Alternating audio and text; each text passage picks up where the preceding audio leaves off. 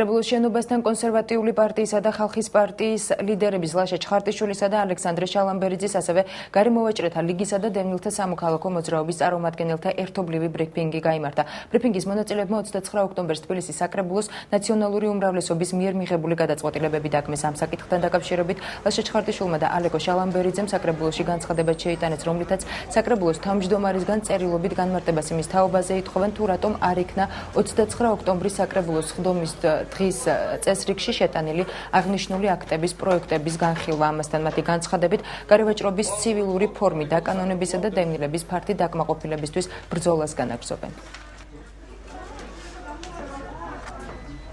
ჩვენ მაინც მივახცევთ, რომ სამადაშვილი და საკრებულოს ნაციონალური უმრავლესობა იძულებული გახდეს განეხილოს აქტები გარევაჭრობის წესების დადგენისა და დევნილების სასწავლო ფართით დაკმაყოფილების თაობაზე. მართალია მათ 29 ოქტომბერს მორიგი დანაშაული ჩაიდინეს და ყოველად უკანონო და გაუგებრად ეს აქტები არ განეხილეს, მაგრამ ჩვენ კვლავ და კვლავ მოვითხოვთ, რომ მათ ეს საკითხები შეიტანონ დღის წესრიგში და იმჯერონ და ემსახურონ ხალხს და არა მიხეილ სააკაშვილს და უგულავას. ამასთანავე ჩვენ ვაპროტესტებთ მიკროავტობუსების თაობაზე ხელახალი ტენდერების ჩატარებას, ვინაიდან ეს 6000-მდე მძღოლს ემუქრება უმუშევრობით და მოუწოდეთ მათაც აქტიურობისაკენ. ჩვენ ვაგრძელებთ იმ ბრძოლას, რასაც ქვია ადამიანების ჭერით დაკმაყოფილება, ის რომ უგულავა და სააკაშვილი მთელი საარჩევნო კამპანიის განმავლობაში გაყვიროდეთ ტორმილების მიმართო, თქვენ თბილისელები ხართო და ამით მათ მოიპოვეს ის სკამები, ეხლა ჩვენ არ ვაპატიებთ მათ ამ მოტყუებას და ბოლომდე მივიყვანთ ამ საქმეს, რომ ამ ადამიანებს ჰქონდეთ ჭერი თბილისის ტერიტორიაზე.